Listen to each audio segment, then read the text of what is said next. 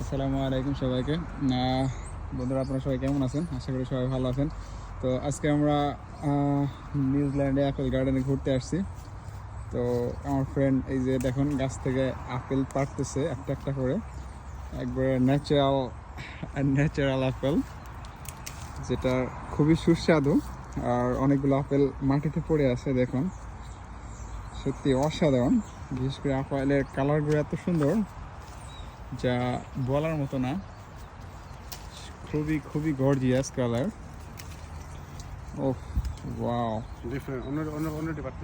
জোর মা, কেমন লাগতেছে আপনার? গুড।